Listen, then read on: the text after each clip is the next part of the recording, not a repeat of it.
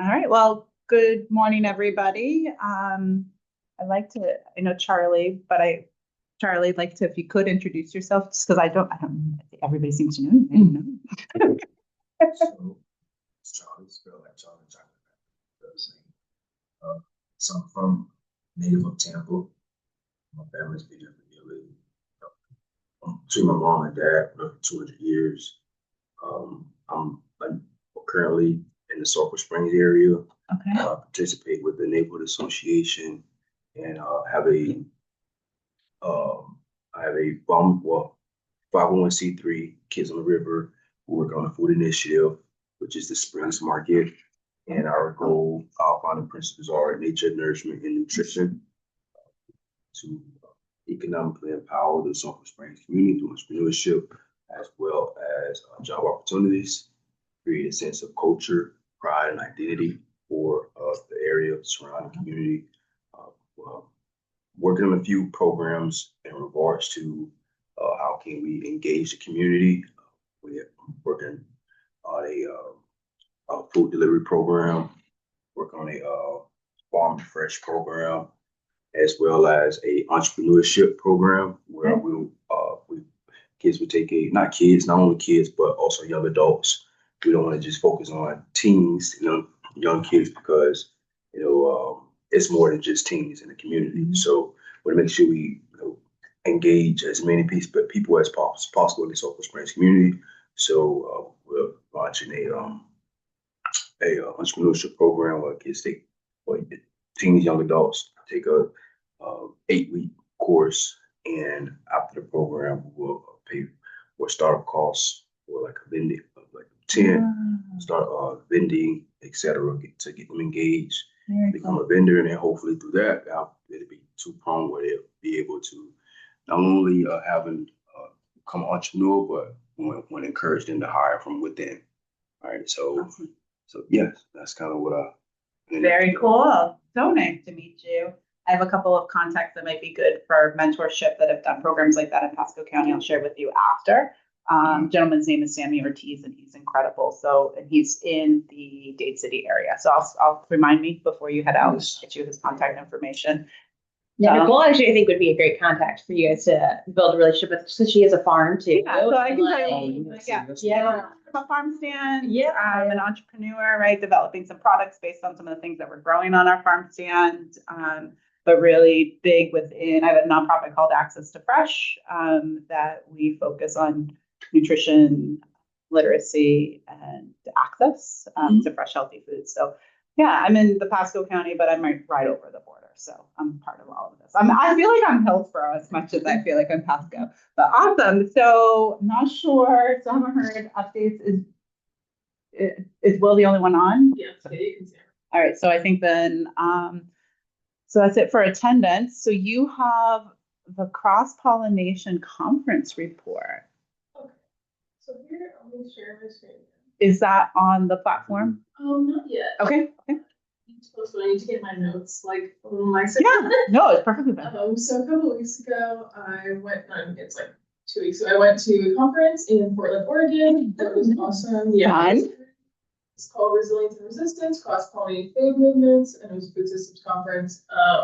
And they had over 600 people. It was 3 days of like speakers, like workshops. They had a poster session, which I thought was like so great to see. Oh my gosh. On posters too. Yeah, it was really cool. I'll have to send a picture. Will, I don't know if you remember, but when we did the first food sovereignty conference, you and Dell, we did posters. I still have my poster from like 6 years ago. I think it'd be fun to share. Sorry, but I like the poster. I love the poster idea. I think it's because we're also technical, and it does. That's awesome. And it's because people, were standing with their poster, and so you can ask questions. I took a lot of pictures of posters, so when I'm putting my notes are together, and I linked all the stuff. And if I want to add the photos with links to like the projects, so you guys can actually go through them. Quite a few I thought would be relevant for this working group. Yeah. I talked to a lot of people they had people from like 45 states, which I thought was very crazy. In Oregon? Yeah, in Oregon. Wow. It was really impressive. And the total cost was a little over $1,200, which is within our continuing education funding. So just an idea to show you like you can do stuff, you can go places. Awesome. And like my favorite thing, yeah, my favorite thing that I heard there was build an irresistible vision for the future. And I was like, I love that. That's just a great way to, Yeah. you know, talk about what you're doing, and that's how you draw people in, make it Right. irresistible. And that's where that passion comes in, right? They're Exactly. like, wait, we want to be part of this because this, It's irresistible, right? It's irresistible. Right? I totally loved it. It's like the song, right? I have that song. Thank you. Thank you. That is amazing. It's really great. And you can see it in the picture there on the bottom, they were set up in like if you've been inside the Sun Dome, it was like their arena. That's how big it was. Because they need chairs for everyone and tables. And I did some fun stuff in Oregon too. You can see the picture of me I went to the coast. That's amazing. So yeah, please use Love your that. tuning. And would that be an example of like what our recap would need to be like, or does it need to be a little more detailed? More like a one pager. I Okay. have like 10 pages of notes, so Okay. that's what I'm counting as my recap. Got it. Yeah. Okay. All of my notes. But I love that as like something to share with Right, the like groups to and stuff. present. Yeah. And I'm gonna put this on the platform. I just haven't Awesome. finished the full extent of my notes. I just found there's 2 food is medicine conferences, one in Arlington, Virginia, and one in South Florida. So I'll share those. I just got the information yesterday, but there's an economic development component to all of that as well. So I'll share that to the group, and we can still apply for that it's the end of the month, right? And then it opens up to everybody. But you can still apply even. Okay. So we have continuing education funding for each of our working groups, and the working group leaders can apply for it, so the voting members. But if they're not using it, it needs to be spent by October 1st. So on August 1st, we're going to open it to anyone in the network. So that would be, if you want to do some continuing education, I'm sure there will be a post about it because only like one person has used it so far. Okay. Yeah. We had like another application, but it wasn't. Sorry? Why not? I think it's been kind of short-ish notice, I would say. I don't know. Yeah, it's also hard. Everybody has other jobs and stuff too, so. And I think it's finding the right conference It's that finding the right- that you can attend to. Yeah. So, but I'll share those 2 to the platform in case there's other people that would be interested in that one. Is there any update on you remember last meeting we were talking about that agriculture, the class? Okay, so we just did on Tuesday, our first group, we never like did hands with them. We just were like, is anyone interested? People were kind of like, yeah. So we are gonna try to start it in September. Okay. And it'll be 2 months. So September to the end of October, and that's the acre training. Yeah, it's not your thing. I was on the last one because they hadn't raised their hands, but if you raise your hand, we got your name on it, we're gonna send like a group email. And I think what's gonna happen is you're gonna have to pay up front, but then we'll reimburse you when you're done. Okay. If it's like $60. Yeah. Oh. Oh yeah. Yeah, it's not unreasonable. Yeah. Yeah, that sounds great. Yeah. Awesome. Very cool. So we just wanna make sure people. No, valid. But yeah, it's nothing crazy. But yeah. So the office hours, is that something that Elizabeth and I need to set up together? We talked about. So this is like right now. Right. Okay. Like if the only person here is Charlie. Charlie. Okay. Great. And we're missing a lot of our working group. I don't know. I think 11:30 is when Janelle will be on. Janine will be on, and then I haven't heard from Elizabeth, which is interesting. We had. Yeah. So I have a question. So since Savannah mentioned that you were at the food access group and you guys are talking about applying for a grant together, the group members there, can he apply for the economic one if he's applying for the food access one as a group? I don't know what the things are. I think that you can apply for, if there are different projects, you can apply for Okay. different. That's my opinion. Okay. But I could be wrong. So I have to double check in one day. I had an idea, but I didn't apply simply because I wanted to see if there's other members, right? So, but we are eligible to apply You as, just won't score your own. got it. Okay. Okay. I don't know exactly how we're gonna do it, because the way we have it, we wanna score our applicants is we're gonna have the co-chairs do it like on a rolling basis. Okay. And then the top like 3 or 4 will bring to the rest of the group. Okay. So then you guys will, you don't have to sift through all of them. The co-chairs can do that, and they'll kind of like weed out, like the lower scoring ones, as well as one person from Homegrown Hillsborough staff will Okay. score them too. So there'll be 3 people scoring all of them, and then the rest of the group will score them in August. And then And the applications go directly to you or us, whoever they email. So the applications go directly to like Okay. me because I have it's like a Google form. Perfect. But then I'm gonna like send them to you guys as they roll in. Perfect. All right. But I have to create like a Google form for you to fill out your scores. Got so it. that you don't have to like email them or like, to make it organized. Yes. So is Will also here for a mini grant? Just hanging. Good question. Will, are you interested in applying for a mini grant? No, I was just here kind of checking things out. So, Awesome. but I definitely am interested in learning about it for potential future opportunities. Awesome. Okay. I can pull up. Do you want to talk about? You want me to talk about the mini grant in general? Yeah, you want to talk about, and then we can talk about what we decided our goals and stuff are. Yeah. So right now, these mini grants are up to $2,000 for anyone in the Homegrown Hillsborough network, and they are meant to kind of be like not like a Kickstarter, but more like proof of concept. So because they're small, this is our smallest grant of $2,000. Next year, we're gonna have some bigger grants. And when I say next year, I mean next fiscal year. So I don't know when we're gonna open them, but our fiscal year starts October 1st. And our working groups have all created priorities and goals. And the way that the rubric works for the mini grant is that people are going to get scored on the rubric, and then the highest scoring ones get the money until the money runs out. Each working group has about $4,000, but we cap the application at $2,000, like per applicant, so that we could give out quite a few. And yeah, they're open to anyone in the network. And then we had kind of. Here's those goals. Perfect.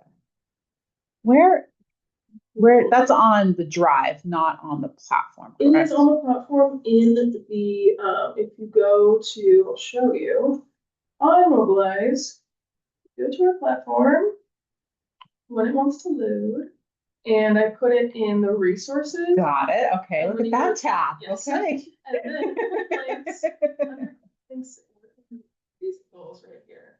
And then that's where all the meeting recordings are. The meeting recordings are all under your working group. So not on the main page, you have to go to your working group. And then If I wanted to watch the other groups, I go into theirs. yes. Okay. So Got it. yeah, you go to resources and then there's a link to meeting recordings. You can also just go straight to YouTube if you want. Okay. But it'll take you, so if you see open it goes to YouTube, and this was you guys' first meeting, and there's a playlist with all the ones. So like here was your June meeting. So I was trying to figure out how to get Zoom to do it where I don't like the way that it's recorded. Like I wanted to put like the little screen here so that we can still see you guys. But I thought that I did that last time, and apparently I didn't. So yeah, so that's how you access meeting recordings. But yeah, if you want to watch food access, you can just go in here, resources, meeting recordings, and they also have the meeting notes. So if you go in here, oops, I flipped it. No, maybe not. And you can see they already have their meeting notes. Thank you. From Tuesday. Okay. Perfect. I love that. Totally the spot to I go. want to get caught up on some of that stuff. Yeah. So, well then, Charlie, I guess the floor is yours for the office hours. So if you're interested in applying for one of the mini grants, so can you share a little bit about your ideas and like what project specifically that you're interested in for the grant? My main thing right now, I received a grant from Tico so far. Congratulations. I have a partnership with them, and they help with securing the land, and they pay for some admin costs. However, marketing is going to be my biggest challenge, and just being able to get the word out. So Give the word out for the market. I'm sorry, the farmers market.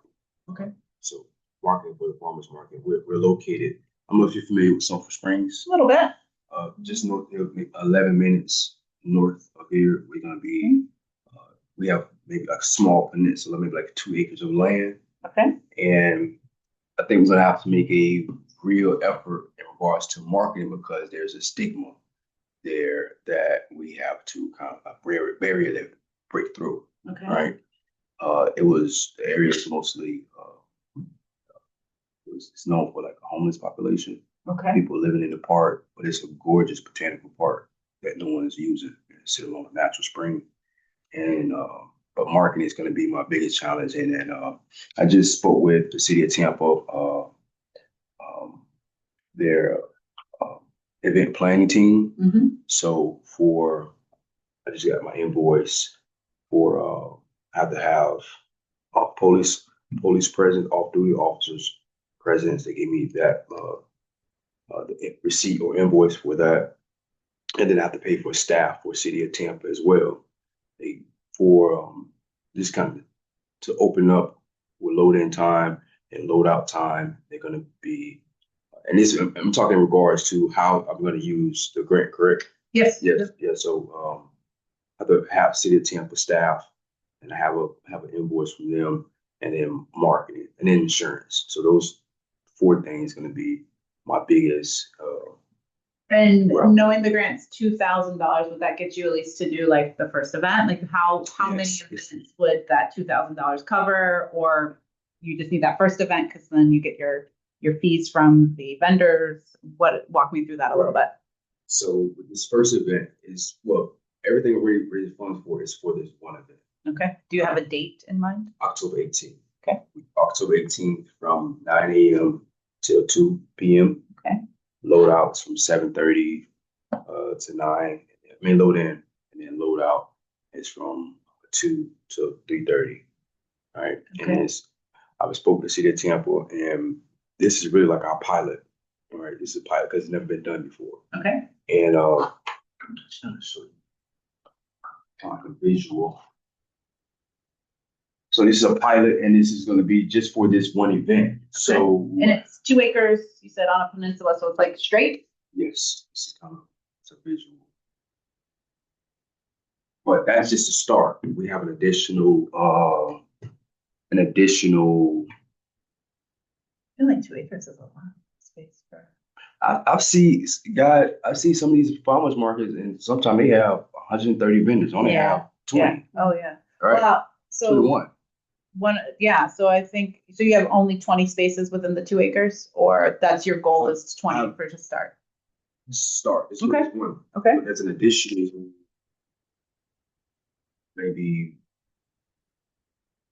18 acres that we can Okay. use. Okay. Alcohol permitting, you can use Okay. alcohol. We have a commissary kitchen that we can use. Okay. We have a partnership with Who owns the commissary kitchen? the City of Tampa, They do. Okay. Parks and Recs, but the director there, Okay. I kind of grew up as a kid. Yeah. There, so he was like, hey, give me a proposal plan and how we can work together. Say, Okay. farmers market, how can we use, because it's not being utilized right now. All right, it's maybe like it's a And full the city- commissary kitchen. It's just park. Park, Park, yeah, city. it's Okay. a city park, yeah. 2,500 square feet. Yeah. Building. Yeah. So It's where the pool was, the Sulphur Springs pool. Got it. Yeah. Okay. Sulphur Springs Pool is where we will host farmers market.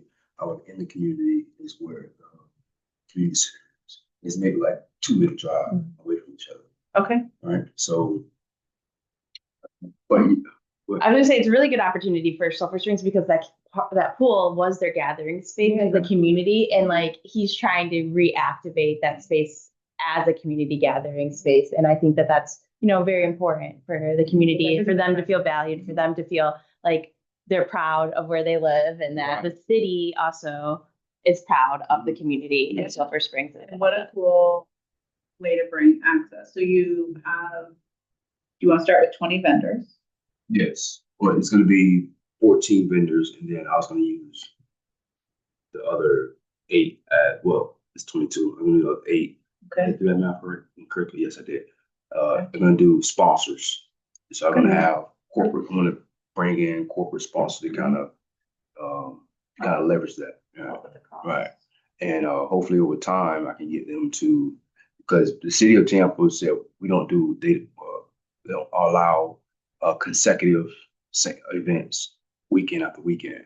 So I have to do like maybe a first and third Saturday, or Saturday and Sunday, the first and third Saturday and Sunday, So we have to just work around their system. But I was also thinking, if we can kind of find another organization within the network where we can say, well, this is not a farmer's market, on the second week, it's something similar, right? And just because we have 10,000 residents. just in Sulphur Springs, not counting Seminole Heights. This is right across the river. So Okay. just find a way to just remain consistent. Awesome. So was speaking yesterday, and I really need partnerships. People that have the same interests and have the same goals, basically. And are there community gardens in the Sulphur Springs area and that's There- in the coalition? There's one community garden. I can't remember what. Root Awakening. No, they're one of come. That's new. That's new, but they have one established one. Oh, what's the Root- name? Yeah, he's been talking to Rude Awakening. I don't know this community garden, but like the well has a like little food forest. Yeah. Still working on waters. Yeah. Well, that's what I need. Just people that farms have a partnership. I would like to have a solid partnership with the farm because it's important that in order to make it more interesting for the residents, they should know where their food comes from. And understand that the full And it's process. also, there's a lot of times you'll go to a farmer's market and there's not a farmer there. Mhm. Right. Yeah. So right. then, So like, I'm not a farmer. Trying to name, right, this market or so, one of the things that I'm thinking of is based on kind of what our goals are and giving people an opportunity to sell their goods. That might be something where the partnership comes in. That if you went, like, so we had the food access group and the food production group and said, hey, I'll give you a free space if you bring your farm stuff, right? And then the grant could maybe help that farmer with ensuring that their time is at least paid for because they're taking a risk, right? So to come off of their farm on a Saturday or to not do one market to come and do yours, they might end up with loss. So I think that might be just some feedback might be a good way because one of our goals is a collaborative grant where you're working with other people within the network. So I would lean into the food production group to see if there's any farmers, and Monica showed us how to search who were the producers, right? And try to see who you can get to be like the farmer that so you have somebody who's growing food or bringing something out. Yeah, so you could, like, I don't know how familiar you are with the Homegrown Hillsborough platform itself, but they have their own page, the food production group, and you might just want to start by making a post about the springs and say you're looking for a farmer, and and that will definitely help when they're reviewing your applications so that you're making that connection to meet our group's goals. It'll make your application way more competitive, just so we can align it. Just to show you, like, this is the platform. So on this left-hand side, make sure you're in like the food production group. And when you click on it, you can make a post within this group. And if you're not in it, you can join. Like if you click view all, it'll show you. This is like the only group I'm not in. So you can just add yourself to the group, or I can add you in it if you want actually right now. But yeah, you guys can keep going. I'll add you to it. Yeah. Make your life easy. So, because the goals for us with the grant was really to have collaborative partnership within some of the network partners that we have, and also give them the ability to sell their produce to the community because that's economic development, right? Where so that what I would wonder would be a challenge is if they already are set up for farmers markets. So that's why maybe talking to some of them and whoever might be interested, you kind of write that grant together and say, what does that farmer's time cost? Similar to having to have the Tampa police there, right? Or are they willing to just come and set up if you waive the vendor fee? So what does that farm need in order to be able to participate with you?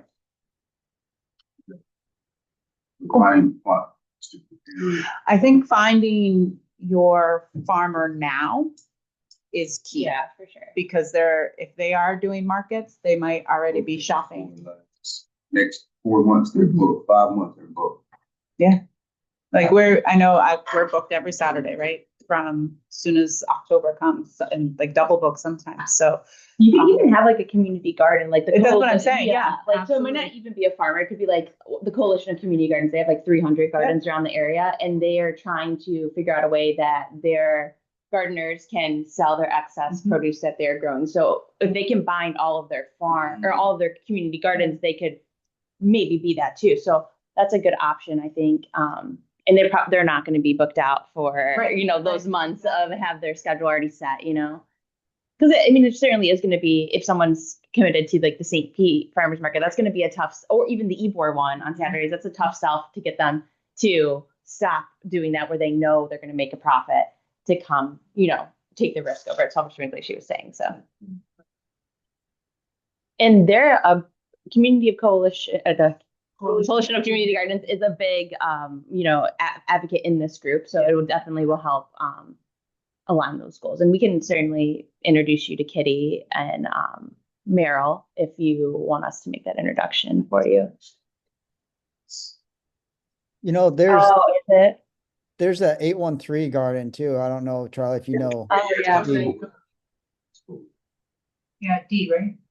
Yeah.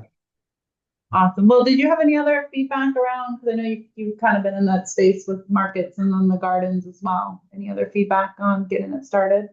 No, I mean, yeah, I was just suggesting D, especially for your marketing too. She's got a good network that at least you could kind of get the word out with her. And then maybe some entrepreneurial, sort of possibilities there. People that are involved in her network might be able to, participate in the entrepreneurial side of things, as kind of, potential people who want to start a business. Yeah, I'll keep thinking on it though too. Awesome. Does anyone have like a good relationship with her that they could make an introduction? No, to the 813 Hood that we could make an introduction for her. She's the production co-chair. Okay, if you go to the next meeting. Then you gotta go to all three. Yeah. That one's at the end of the month. I think kind of like what you guys were talking about would be more like the food production goals, because they want to identify like partners who want they want to like do like a tool system checkout, but they also really want to work on like business management information for growers. So like that is I feel like it connects to like if you have a market, you can help them have like different revenue streams, and they can support going to a market if they've never done a market before. Maybe they can buy a cooler so that they can come to your market or something, Yeah, so maybe your next step is just to make that post in the food production, because you want to get that conversation started because the applications due soon. Yeah. That's very cool. Well, just to see if there's any like a community garden or farmer who's interested in participating in your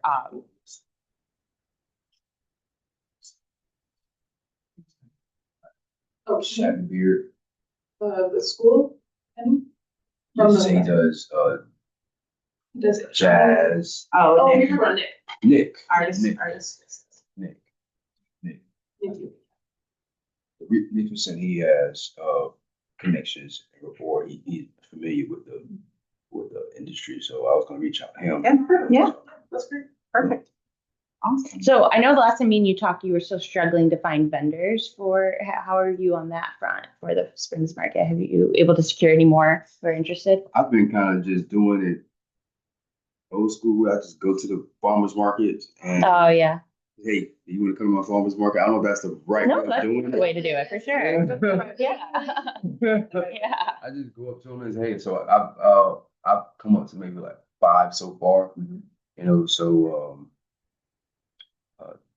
before I didn't know how to approach it, right? But I just kind of strong on like, I'm just do it this way, and it seemed to be effective. However, the difficult part is there's specific vendors I would like at the market, and I'll give you all a list that I kind of just want to create an atmosphere that was all cohesive. So I don't want to, have, we're selling cupcakes here and we're selling, something that's not relatable to, nature or nourishment, nutrition, something that brings value to the area. I don't want it to just be just a pop-up kind of, so to speak. I want something that's going to bring quality. So that's essentially, you have your mission and then you have the values. So the values of your market are what you want your vendors to align with, right? So if it aligns with, I wrote it down.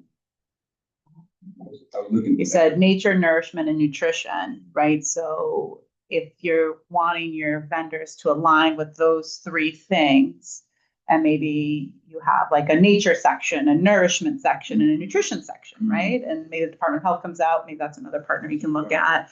American Heart Association, sorry, as we're going through some of these, they have grant money, the American Heart Association, right? So you think about nutrition. So your 3 values, if it sounds like you want your farmers market to align with that. So just being very clear of that, so then you know what kind of vendors you want and what kind of vendors you don't want. And I think that that's a great guide there. So I love that. And just lean into those 3 words, right? And maybe that's part of your marketing where you have a nature section and you have a nourishment, and that's where all the food vendors are. And then you have the nutrition, right? And maybe the nutrition again is like vendors. Maybe that's where you can use some of those, the sponsor vendors, right? Like the health and wellness, and like how does that all align? So, Yeah, you should maybe stop by to like Tampa. They have a Tampa General Health Center in Sulphur Springs, and I think because like that food is medicine thing is so emergent in the. Is it on water? I think so. Yeah, we've been talking about it at the city because we've been talking about like activating public spaces in Sulphur Springs, and I think that could be maybe a good partner for you in the future. Just because healthy food is a priority for the health system as well, and even like say the city, you're not able to use the city's land, forever. We're trying to activate their parking lot on the weekends for a public gathering space. So it could also be just like a contingency plan. And they might even, I know the city's charging you, but maybe they won't charge you. And that would certainly make things a lot easier. Yeah. Oh my gosh, this is Elizabeth, this is Charlie. Hi. Like she's one of our co-chairs. Charlie is starting a farmers market in Sulphur Springs. Awesome. So just that helps. I got it when you said the spring. Yeah, I was like, I feel like a blind. So Yeah. I appreciate it. Yeah. Okay, sorry. Go on. and I will probably move on to some of the other stuff, but I think that this does fall into economic development in a location that we really are interested in supporting. And so I'll make sure you leave with my contact information, some other ideas and contacts that I can connect you with that would probably be able to sponsor. Like my vision is maybe work with Advent Health and they can sponsor a free produce bundle giveaway for that market. So then people come and they're like, wait a second, I get free produce. That's marketing. So they do some things within that. So I'll give you my contact within Hillsborough County. I think the Well works with them as well. So we can schedule a meeting after where I can kind of share with you some of the success. So I use the term community benefit marketing. So a lot of times they put their names on different things and banners, but we want to give a benefit to the community. So and funding, of course, is being cut in a lot of these locations. So looking into a lot of these organizations, so looking into private foundations or private organizations.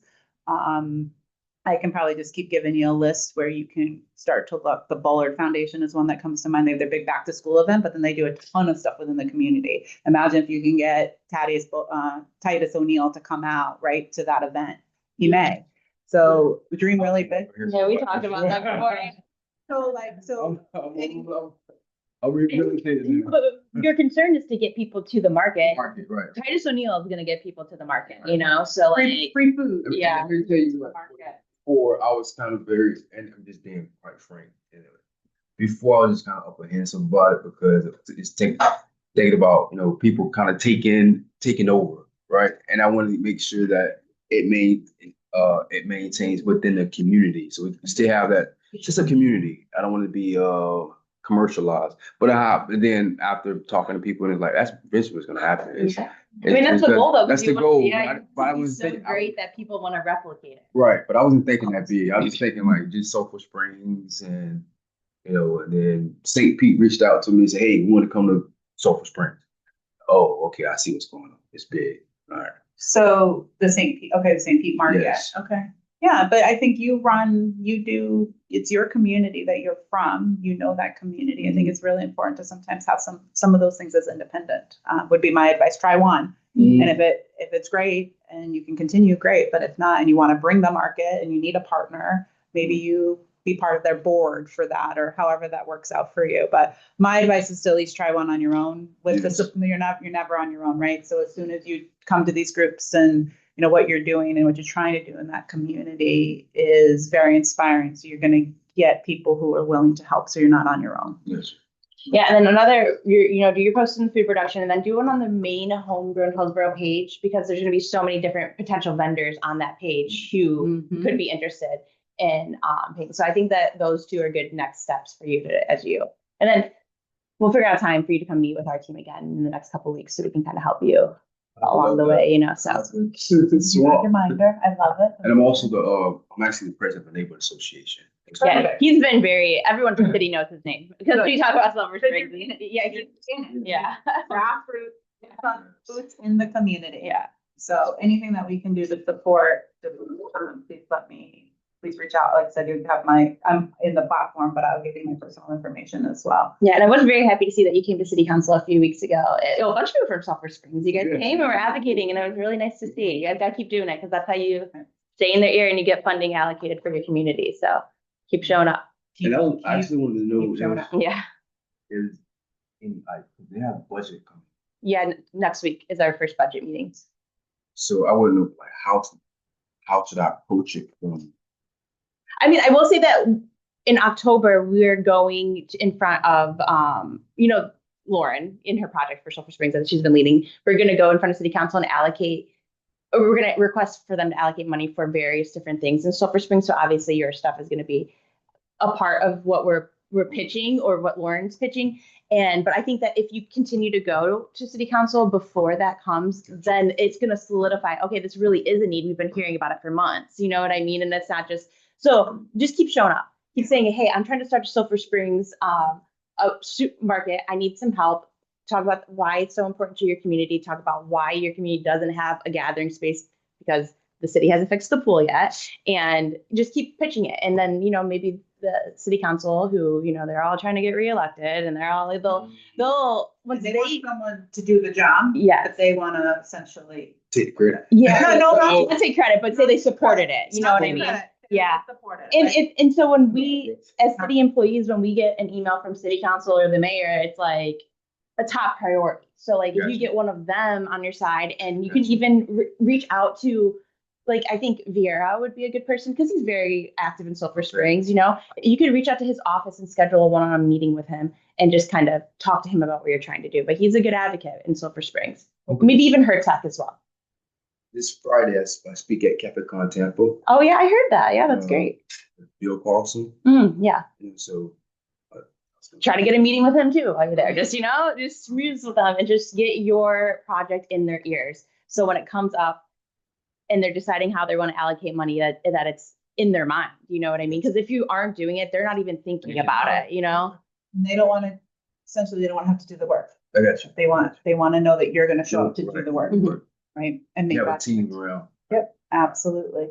Very cool. All right. Well, Like no one else has joined us, so we don't have any other awesome projects to talk through. A whole lot better. Good. We can talk off. I would love to talk to you more anytime you need it. I'd be happy to help and support in any way that I can. Yeah, Nicole quit her corporate job, 5 years ago or something? 6 years ago? And she's building her food business from the ground up. So she's a great resource. Just to, she can tell you about the struggles she's had and, you know, give you that insight. The advice is just keep showing up. Yeah.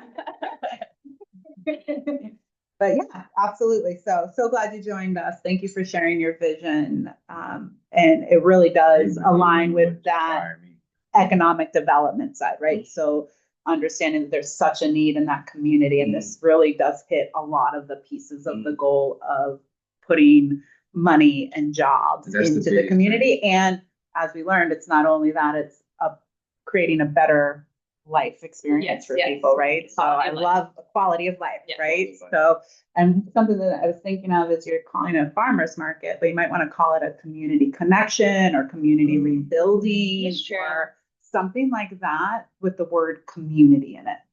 Because you're not gonna have a ton of farmers, but your goal, when I heard your goal is to rebuild and connect the community. So just think about some of the buzzwords within that. Did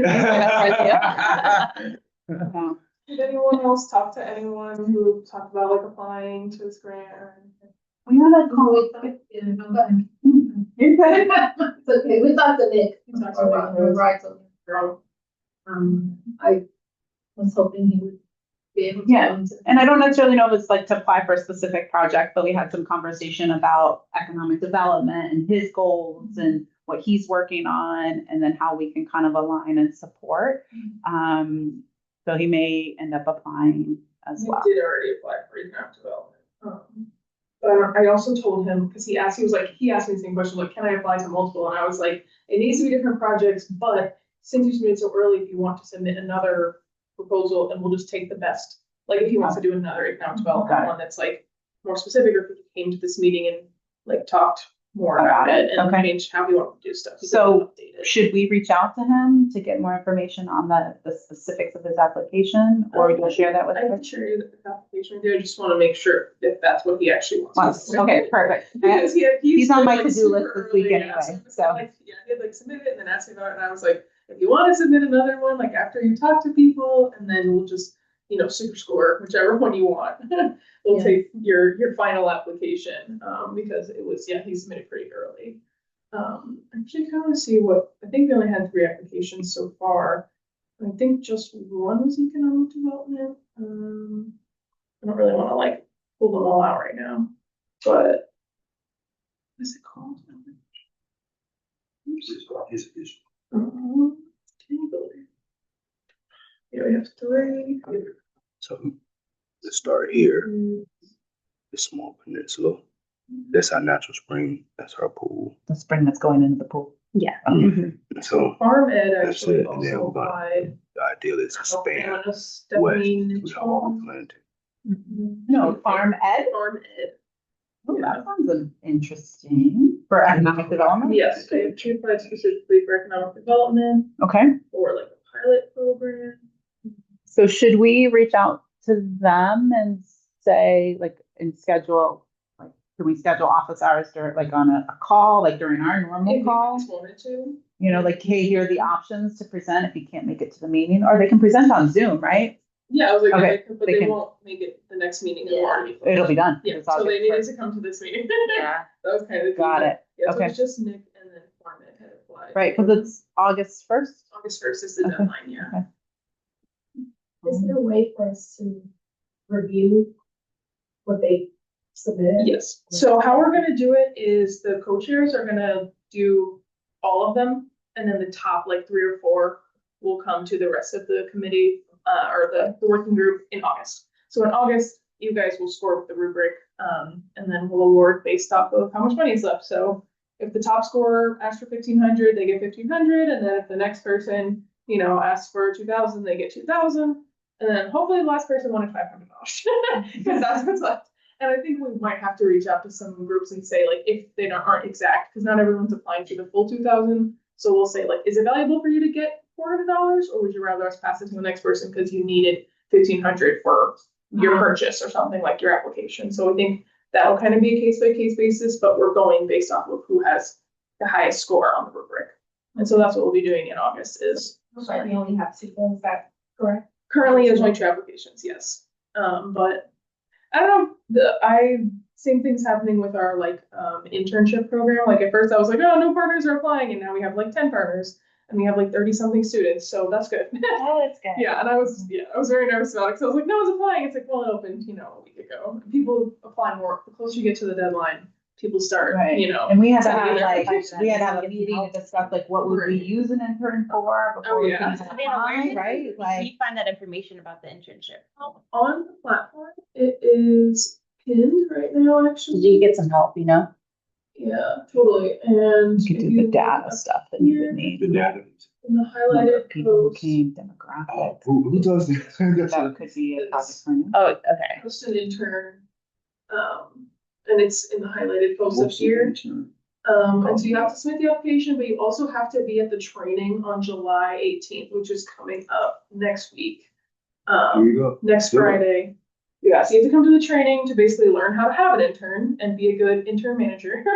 And then in August, we will have like a speed networking type of thing where we're having the partners, and then the students will kind of go around and see if we can match people. I don't know if we're gonna try to be a little more specific and try to like send people in like groups, or I don't know if we're gonna do pre-matching or not, where it's kind of like these three might be over here, over here.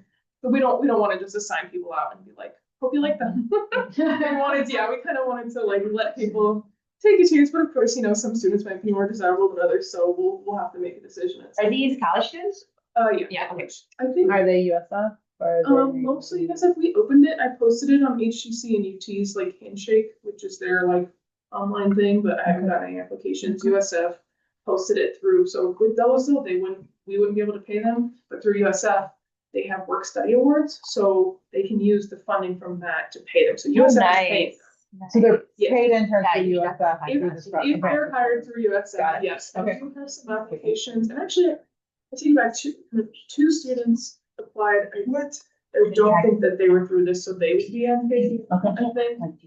But some of our applicants have said that they could pay people, so. Okay. Yeah, it depends. Every student's not gonna get a, but yeah, they're not all gonna get a, Yeah. an internship either. So the ones who have a work study award will get paid for sure, and the ones who don't, it kind of depends on who they get matched with.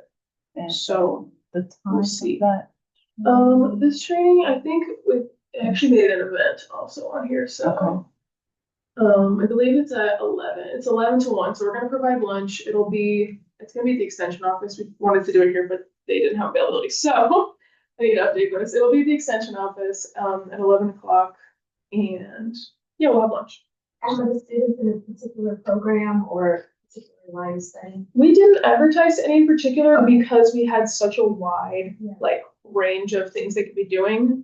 So actually, if we look at, did I put the application? Oh, yes, I did. Okay. The application asks kind of what, and now I can't go through because I didn't type it in. Okay. I have permissions here. Okay, so, we ask what type of projects. So these are pretty wide ranging. Between fundraising, marketing, actual food production, grant writing, research. So we didn't want to really, exactly. And if you're familiar with the network, we all have lots of different backgrounds, so we didn't want to be like, only agriculture people or only, so we didn't want to limit it. Yeah, although the schools were like, well, what type of students are you aiming for? We were like, anyone who wants to do this. Right, exactly. Yeah, that would be super helpful for you. Yeah, so definitely, go ahead, fill out that application and make sure you come to this, next week. When I was in school, I go to school to be a grant writer. Where's the meeting at? Sorry, I It's missed gonna be that. at the extension office. Okay. In something. In center, yes.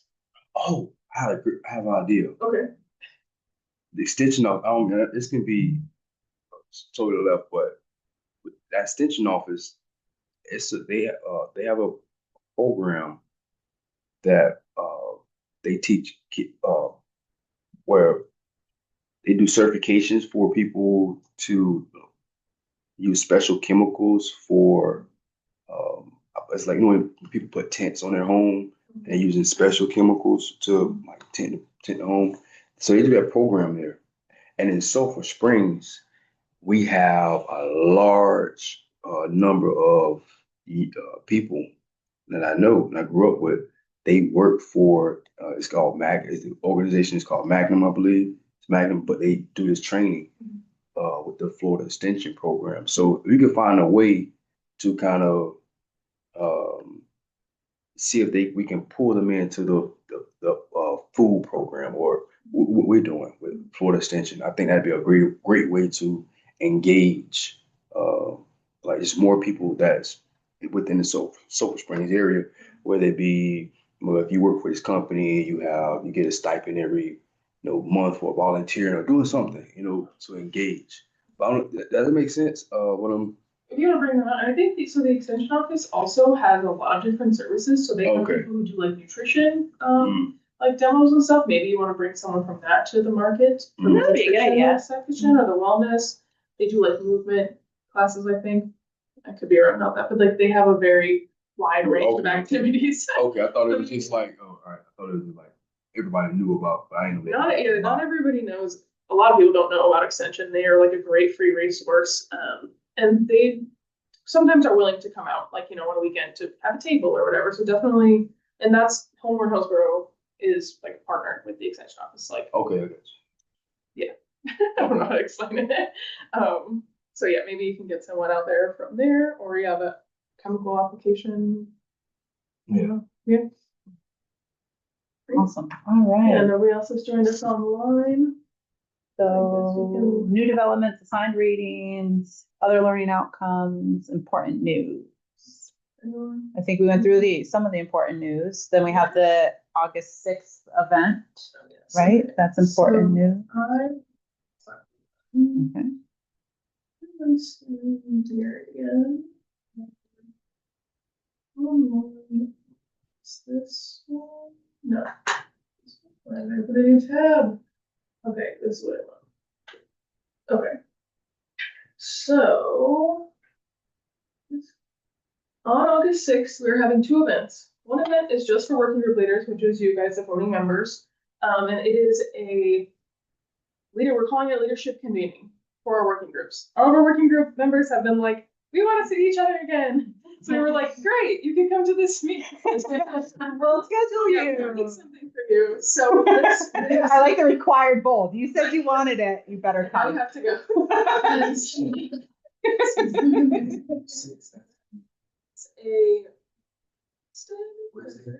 It's a Wednesday. Yeah, it's a Wednesday. So yeah, it's a Wednesday, and Oh, I hope all my deliveries go. Oh no, I'll be done.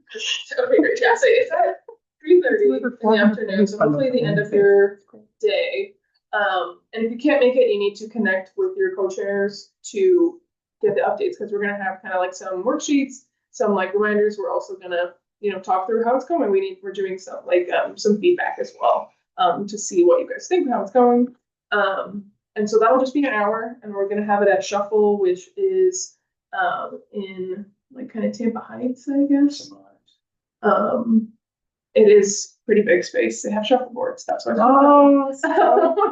they also have like food and stuff. So then after this 1 hour, we have an open networking event. So network-wide social.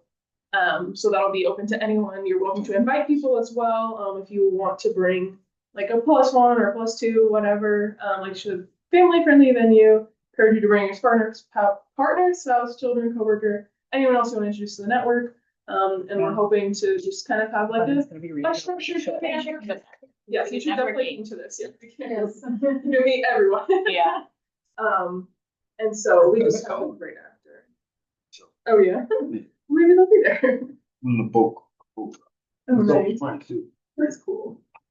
So this part is not required, but if you can't make it to the like convening, we're calling it, you have to connect with your co-chairs to get, because we have, like I said, we have information you should like fill out. So those are kind of the big things coming up. Yeah. So And then I looked at some of the posts that Monica had put in. So the Chattanooga Foods Center.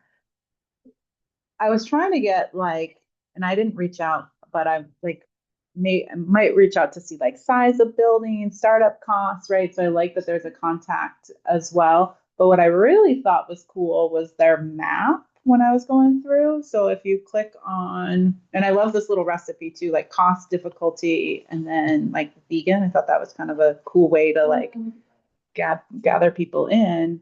But if you go to, and they had a really fun event for kids too, which I thought of like the Sulphur Springs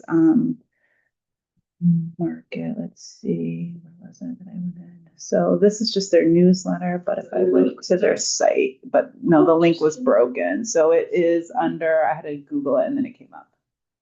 Good Food Fair. So yeah, it's ChattanoogaFoodCenter.org. But I thought that the access, education, engagement, those are like very similar values, right? But what do you want me to click on? oh, I'm sorry. I went to their main page, but what I was looking at is if you want to go to, it was the Good Food Fair. So that was kind of a cool, so it's a kids food festival. And then if you notice, it's sponsored by Blue Shield. So You might be able to, Healthcare ones will definitely. Yeah, do you know what I mean? Yeah, they got So money. like, and food is medicine, the biggest pillar in the triangle is the prevention.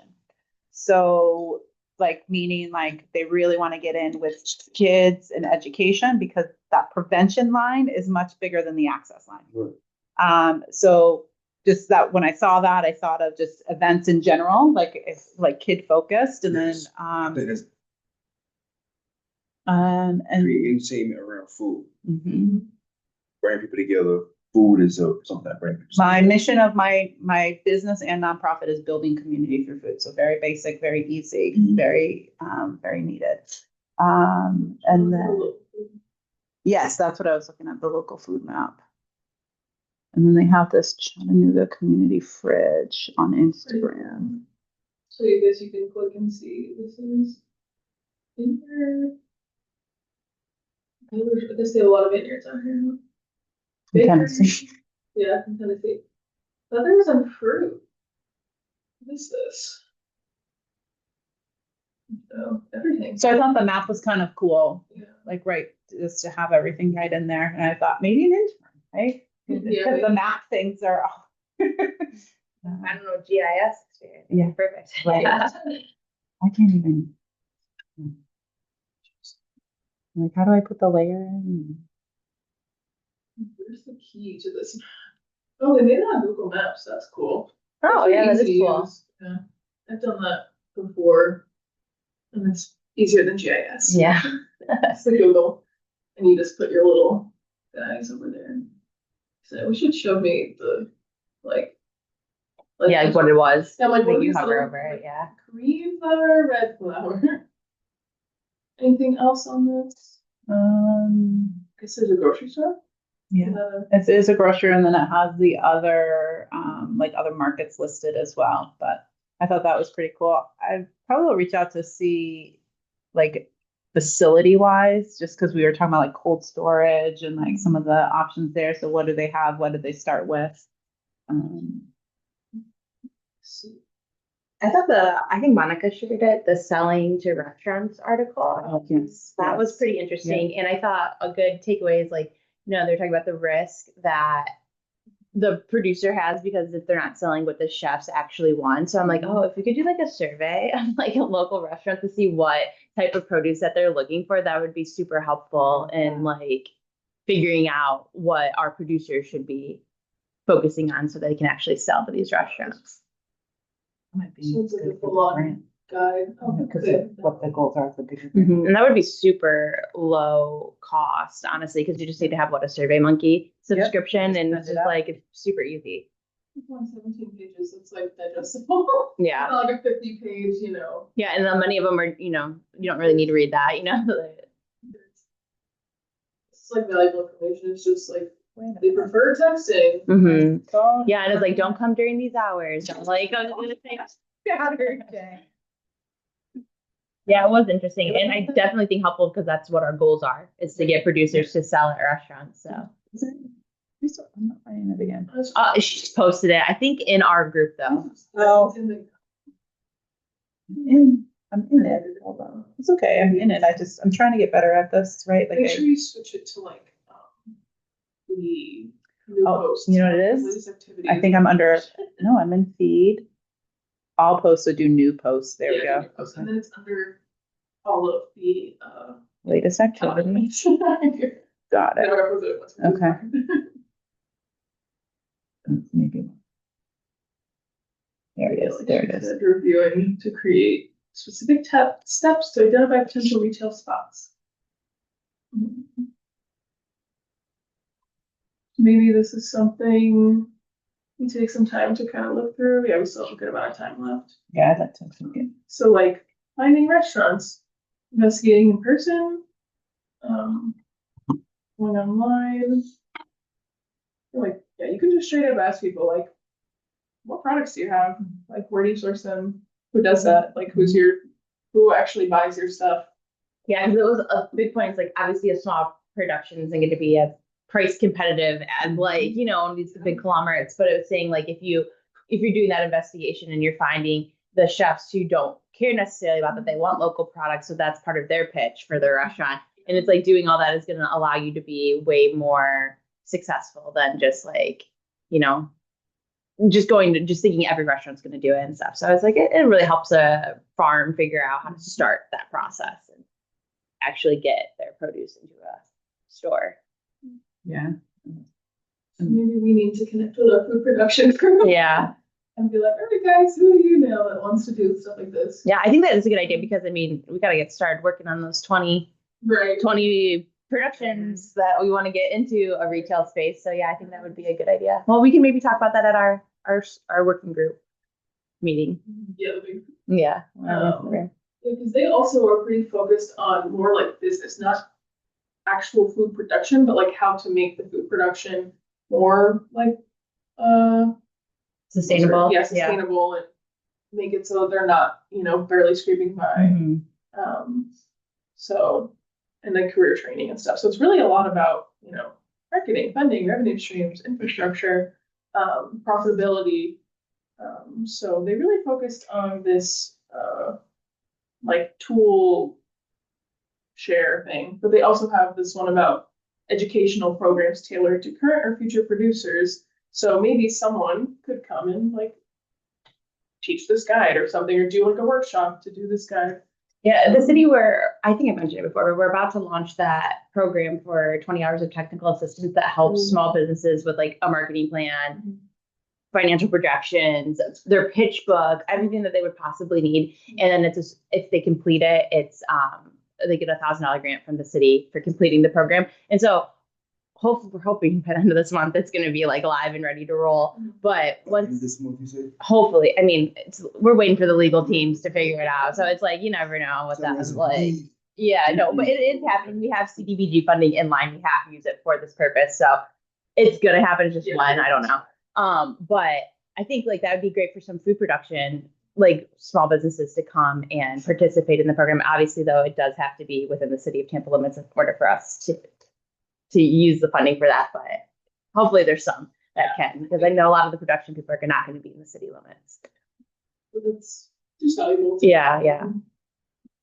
And we need like 50 small businesses. So like there's plenty of room we're going to be in a situation where we're like trying to find people. Yeah. So it's like there's definitely room for plenty of people to join.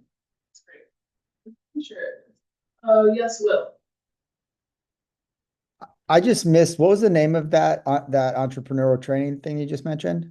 Oh, it's a new program that at the city we're launching. It's just using CDBG funds for technical assistance. We don't have a formal name for it. But I can send you our small business navigator, his contact information. So if you have any business who's interested, his job is going to be kind of meeting with those businesses and steering them in the direction, because we have 2 different organizations providing that, and kind of see the size of their company, business, and which one would be a better fit for them. So I'll just pass that along and you can just refer them to him.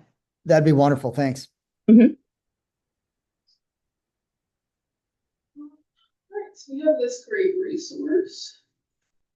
Did anyone listen to the podcast? No, I didn't know. We're gonna listen to it on the way home though. Did you listen to it? You didn't? I was just wondering if there was any.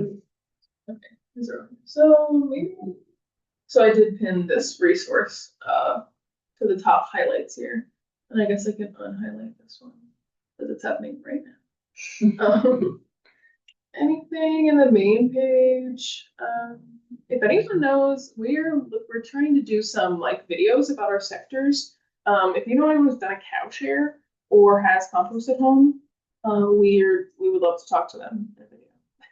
But we're trying to get them there kind of quickly. So if you know anyone, let me know, like ASAP. I mean, what about the city's solid waste team? Like Edgar, I know he composes at home, and and he's an expert, in that realm. So I could see if he'd be interested in. Yeah, as long as he's cool with us videoing his backyard compost. Oh yeah, honestly, I think he would, because when I was on the solid waste team, we would go to his house and film some of our social media videos sometimes. So I think he would be okay. So yeah, I'll send him an email and see if he's interested. That'd be great.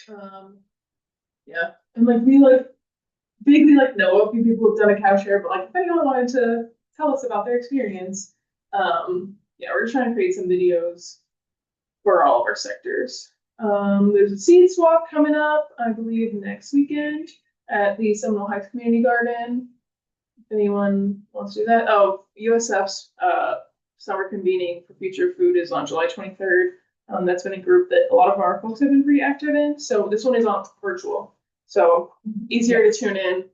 And then yeah, we talked about the internship a little bit already.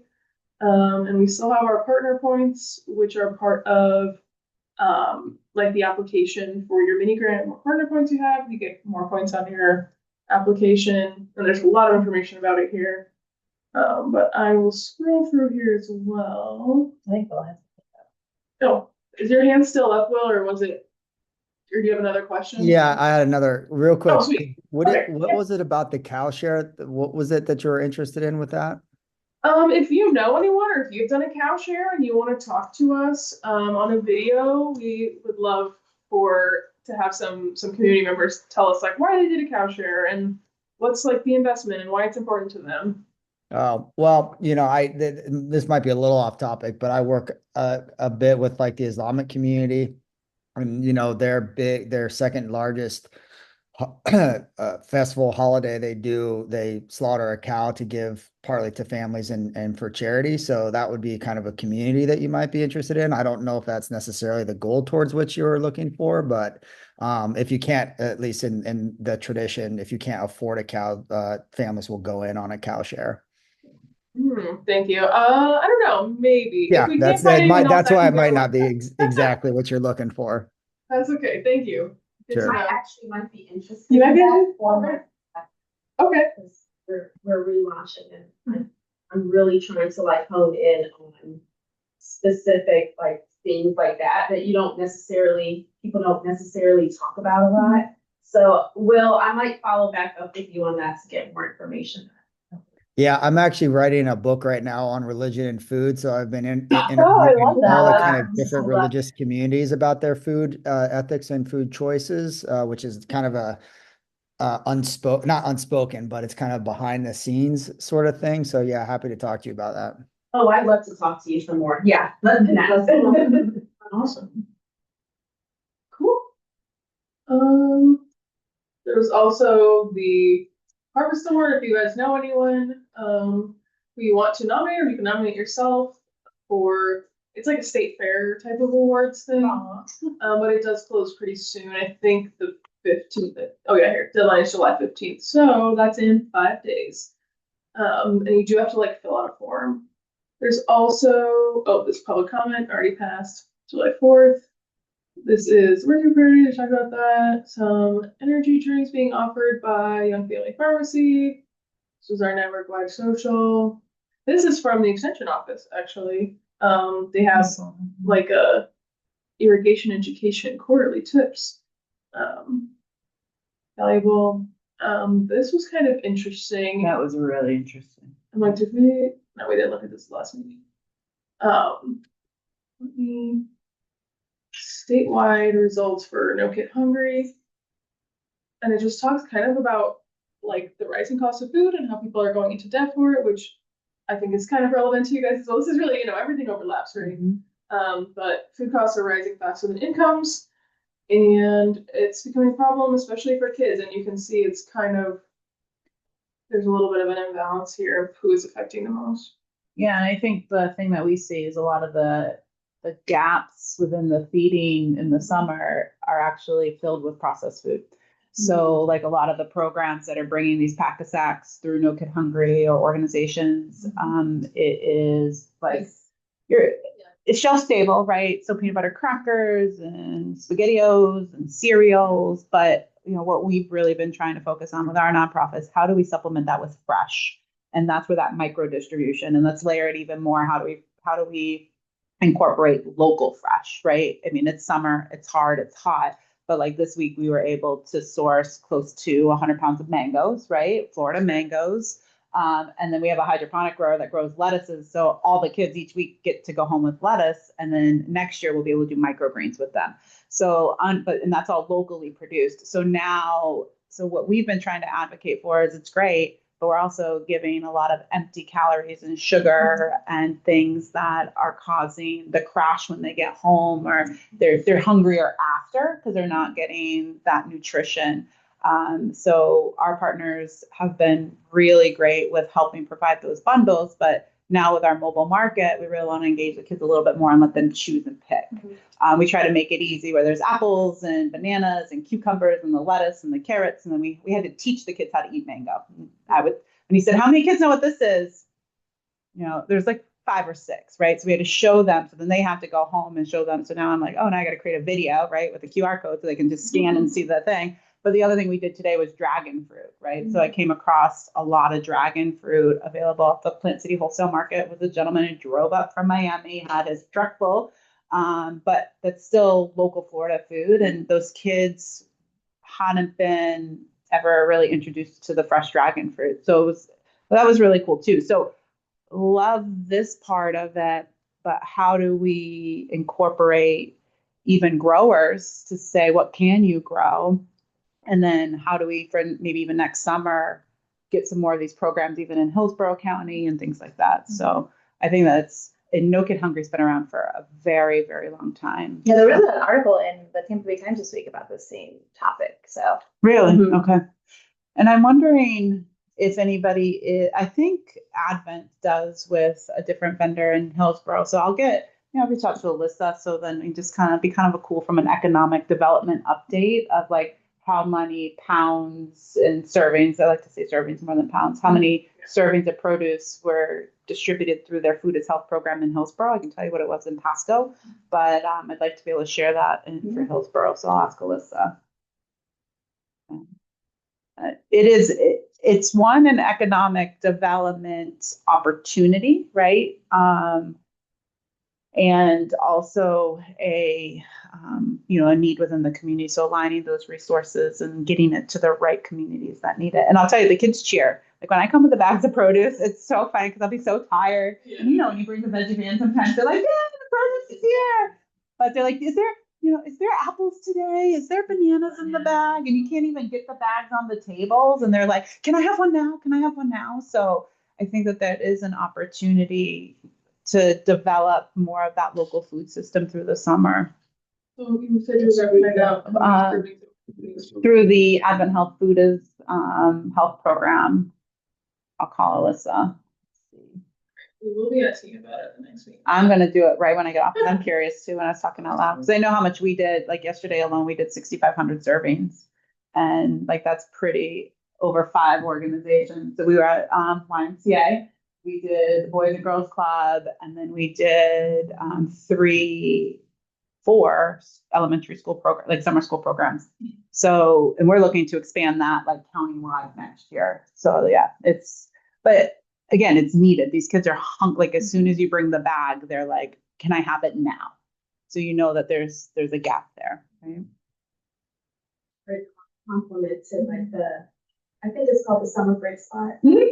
Yeah, because like to your point, a lot of it is very shelf stable, quick serve.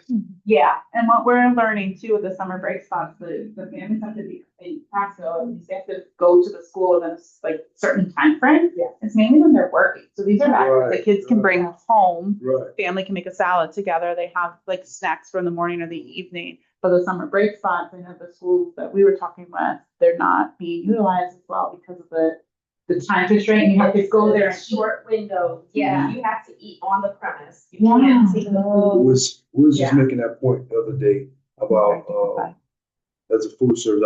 I don't know exactly what organization it is, but at Sulphur Springs Elementary, they come and they serve fresh fruits and vegetables at Sulphur Springs Elementary. The thing about it is, not all kids that live in Sulphur Springs go to Sulphur Springs Elementary, right? And not all parents that in Sulphur Springs have kids that go to Sulphur Springs Elementary.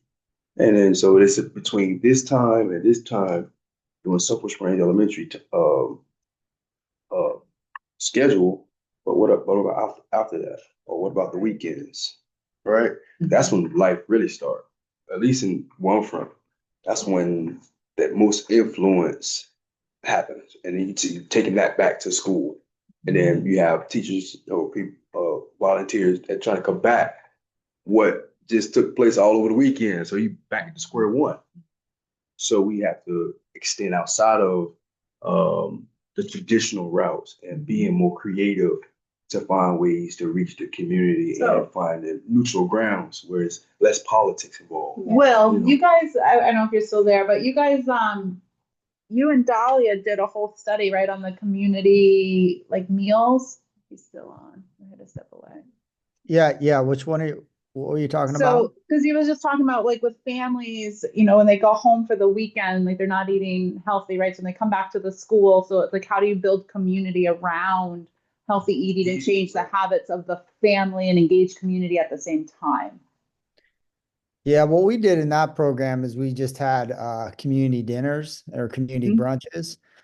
So we just didn't, so we partnered up with Well Fed. So you could partner up with a, you know, even a Feeding Tampa Bay or somebody who has that fresh produce. And then just find a, you know, maybe a community garden. We did it at community garden several times. We did it at Cornerstone Family Ministries. So if you found a space, just like an open space, we found that to be kind of nice, especially in the cooler months.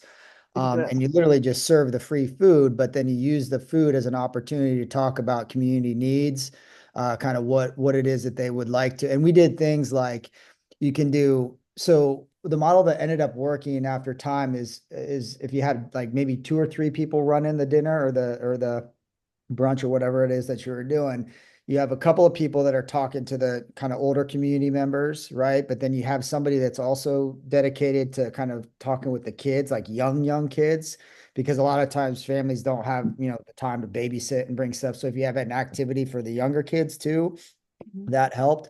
And so what we did, I mean, this is going kind of into the weeds a little bit, but we had things like fishbowl, like questions, like during the dinner, you'd have like somebody pick out a question. It'd be something like for the kids, like if you were a vegetable, what would you be and why?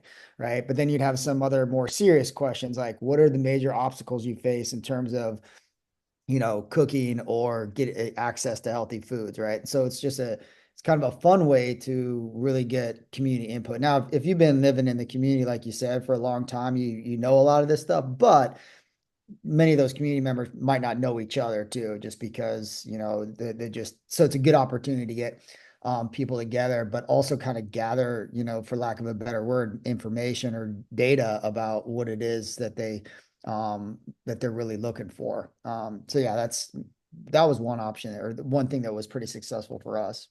When you have the commercial kitchen, like you mentioned, that you might be able to use to have community members prep the food as well. And so just something to think about of how do you break that when they go home and get them to eat healthier. Right, because part of that was when in the effect of having it at a garden too, is we could then say, okay, here are some things that you can grow in Florida if you're interested in growing your own food and saving a little bit of money at the grocery store.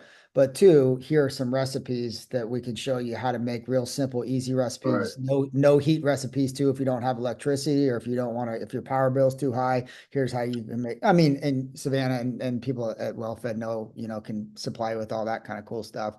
But that's just another option to kind of combine the nutrition education in with the community kind of investment as well.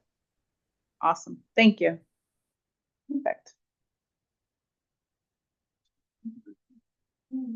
Reached the end of our agenda here, but if we want, because again, no one else showed up, I think if you want to talk more about your program, if you want to walk through like the application, I don't know if you feel good about what we've already done, you don't want to do anymore. We've already seen what through the application. So for the mini grant application, so if you want to like kind of walk through the questions and like, how would you answer this? And we can kind of give you feedback that way. Yeah, I was like, since and outside, no, you showed up, so you showed up, so that's what we went over. A little bit, because I apologize for my lateness, but I would love to hear a little bit more. What can you do? Maybe just the Cliff Notes version, because everyone else has heard. Yeah, so really, yeah, I was like, first question here, project name and description. So this is how you write it out. Yeah. I think Tico was one of his first sponsors. So good. She works with Tico. Yeah. Oh, perfect. Yeah. So we're in the Sulphur Springs community, Sulphur Springs Elementary. I'm currently president of the neighborhood association, and director of Kids on the River, 501c3 in the Sulphur Springs area, focus on to get community members connected to natural resources, our river, and showing appreciation for our environment, being able to keep it clean. But we're also working on a food initiative, which is the Springs Market, and be our official farmers market of the Sulphur Springs community. Website is thespringsmarket.org, www.thespringsmarket.org. And founder principle of nature, nourishment, and nutrition. And we aim to also create a sense of community culture, identity, sense of pride, while also creating job opportunities as well as entrepreneurship opportunities. I don't know if you know, but our pool is closed. The Sulphur Springs pool is closed. So my idea was to kind of find, okay, since we can't use the pool, how can we still, create some type of sense of culture around the pool, or using the green space around the pool. And this came with the idea of having a farmers market, so that's what brought about the idea. It's like, why aren't we using it? It's an asset in the area that is underutilized. So, partnering with Homegrown, City of Tampa, of course, to just kind of help initiate the process. It's been very difficult, very stressful, but anything that is worth it is going to. yes, but finding comfort, Relationships, getting in touch with the right people. getting in touch with the right people, and it's and then funding as well. It's not because the funding is not there; it's because it's something new. I've never done it, so I have to seek out the information, and for me, it's more than just doing it, or more than just the money. I want people around me to have the heart for it, heart for the people. So once I sense greed, it's like all flags, and it's like I don't want to do it, and it stressed me out. But I just learned, okay, maybe they're just not aligned. They're not a part of the journey, and just have to keep searching, keep seeking, and that's what's happening now, right? So long time coming. It's been probably like a year some change, but I wasn't this calm when I first started. So that's kind of me in a nutshell. I'm just passionate about my community, passionate about the African American community, right? Because there's been a disparity there for a long time. So just want to be able to stand up and not only talk about it, but take action, and something that we can, staple as, not just for the African American, but just as humanity, take pride in this is what we're doing. This is what we can contribute to society. This is who we are, right? This is how we show up. Let's work together, all right? You know what? So let's work together. Let's collaborate. Not competition. It's collaboration. Let's do it. So what's your biggest struggle right now? Like, what is your biggest hurdle? My biggest I need an admin. I need an admin on my team. Like someone that can, help me formalize ideas. They do the administrative aspect of it.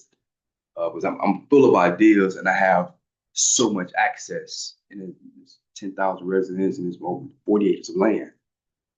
What am I gonna do with this? So I'm coming up with ideas, and I have big ideas, but I need a team around me to help me. So AI has been my best friend so far. AI has been my best friend. You need help as far as like organizing, yes. Project management, right? It can be on with secretary, someone that can. And an accountant as well, accountant or grant writer. I don't want to. Grant that actually does. These folks actually volunteer their time to nonprofits. Mm-hmm. I'll see if I can find the information. I sit on another nonprofit board, and when they were first starting off this organization, I'll find out the name, but they actually created their website free of charge. Oh yeah. These are actual like professionals who work in fields, and they kind of that's kind of similar to something. It's almost kind of like a Fiverr or like one of those boards. They specifically work with 501. C3s. C3s, yeah, and so that's kind of, it's all funded, but it's not funded through your organization. They have big giant corporations that sponsor them, but then these professionals, sometimes they pick like, okay, I want to work in sustainability, or maybe they're passionate about something and that's the area that they do. So you have graphic designers, you've got accountants, you've got admin people, you've got social media. That'd be super helpful. That would be great for. Yeah. That'd be. I'll Let's see the team around me, you know, and then for the most part, just be quite frank. For the most, what? Well, I was just saying, so like, okay, me and Charlie have been talking for maybe like a year now about the Springs Market, but like, what are like the biggest hindrances of like, that might not, like, in your way of making sure that it happens actually on October 18th? The funding part? Funding. Yeah, okay. Funding, and then just building a team, people that's gonna. Well, I think once, and then marketing. Marketing is the biggest thing. People are visual. You can talk about what you want to do, but they can't see it. You know, it's difficult to convince them. Yeah, I think that the research that you're talking about would be great to help with the marketing aspect, you know, because you could have some people, graphic designers, and such, come in and like, understand step in. the process of, you know, hiring. So I can do it, but that's just not my strong. Mm-hmm. I like to have tough conversations and figure out problems. That's my strong suit. Should be your role. Yeah. Signing your website. Exactly. So, let me ask you, like, do you have a business plan or something Yes. that go into these meetings with like a specific, where are you Yes. going? How do I plan on getting there? What's needed to get well, there? it's not all written out, and I need help with budgeting. Let me just be frank. I need help with budgeting. I making my long-term budget, 5-year plan. You should definitely do that program I'm talking about for that the state's about to launch, because that's what they'll help you with. Like, they're not going to help you when they help with marketing, they're going to help you come up with a marketing plan. But the resource that she's talking about is going to actually help you come up with those marketing materials to use. Yeah, you should do both, but for sure, like, they can help with that budgeting and just kind of helping explain it to you, and they also and also help explain to you about how to access capital in the future and such, which is vitally important. You know, that's how you scale up. You know, and so I think that you should take both. An immediate resources is SCORE and the SBDC. So where you're still waiting for that Tampa program to launch, look into SCORE. They provide free resources, will help you with your business plan, start to finish.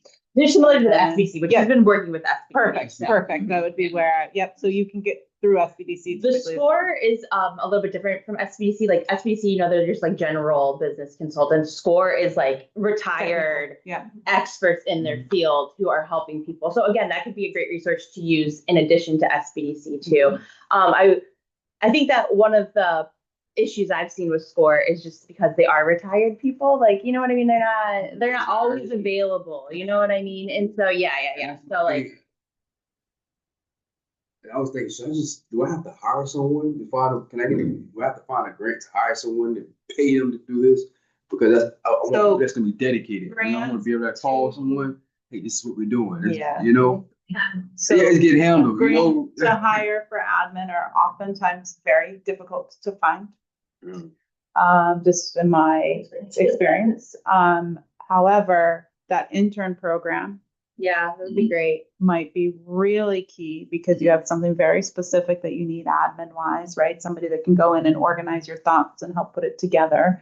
That might be, so grants that I've seen, the typical, and it's hard to get like a big grant that's going to pay someone's salary. Like, I'm going to be you have to wear all the hats person for a little while, because that's kind of right. You know what that's like. But you'll find those people, organizations that will help. Like, I had a business mentor that stuck with me through everything, and all because he saw my pitch. They do a pitch thing here, right? 1 million cups. 1 million cups, yeah. And they have nonprofits come out. I feel like he'd be great at that. Yeah, and no, this is a great resource. There's this gentleman that I did a spotlight on for our city's newsletter. He came to 1 Million Cups to start an app to help, like, it sends you text message about mental health. It's called Cop Notes or something. Yeah. And he came to the 1 Million Cups and got a $1 million donation to start his company. Yeah. And now he's like, I just saw on social media he was on like a billboard in New York, Yes. New York City, in Times Square, like. But coming to that 1 Million Cups and pitching himself is how it all began for him. So, And don't let the fear of I'm not where I want to be cause you not to pitch. You're pitching your idea, and then you're showing how you've already shown up. Similar with the grant, right? So you're also showing how you've already shown up for the community. Been doing this for a year, learning and figuring out what the community needs are. That has been a huge, sometimes hindrance for me. It's like, I'm not going to share my story because I'm not 10 steps of where I'm at right now. So I think just that, yeah, but the experts want to invest in that passion and idea with the work already have been started, which you've already started. and I think everyone in the city of Tampa can understand that Sulphur Springs needs love and attention. You know what I mean? So if you come in there with like, just pitching your community and how this is going to benefit your community, I really think you could. How much funding do you need still for that October 18th date? I'm looking at like 30. 30,000? Yes. Yeah, you definitely need to talk to some big corporate. Yeah, developers. no. Yeah. I seen Tico like, yeah, here you go. I said, okay. I see how this go. I just need to get in the right room. Yeah.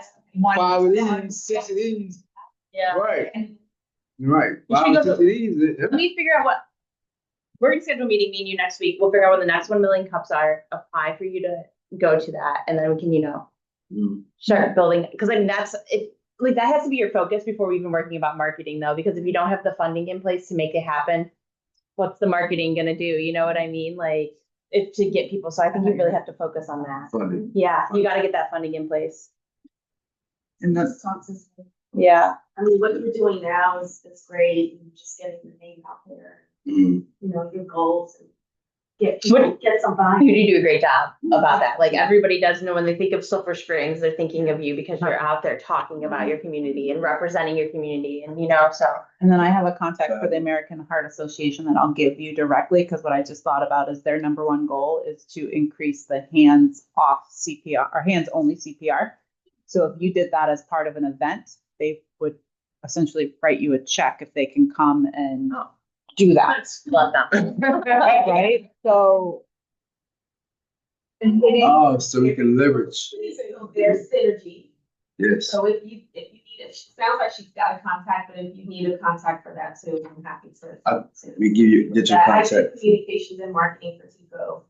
I work very closely with our community investment. You probably work with Julie Ward. That's my So so that's part of it is if you can communicate and find those common denominators, because at the end of the day, it's not just us getting money, it's we have to find synergy, and we have these pillars of what matters to us. And so if we can find that, what you're doing as a part of our pillar, then, and once you have Tico, we're pretty loyal. You know, you just have to make sure that you're doing due diligence and communicating, okay, how did this really impact? And being a very data-driven organization, that's going to be key for you as well. So just when you think about how you're setting up your organization, think long-term. Don't think now, because like, as you develop these relationships with the sponsors, at some point you're going to have to produce that data, right? Because that's what's going to keep us a partner. Correct. Because we're very data driven. Correct. So just as you're creating that foundation, just think like, don't think now, think in terms of like 10 years from now. See, I need that around. I do. Yeah. And 10 years from now, Sulphur Springs is going to be. Right? Right? Oh, what's your cell phone number? I'll send you that contact. Hold on 1 second, let me find it again.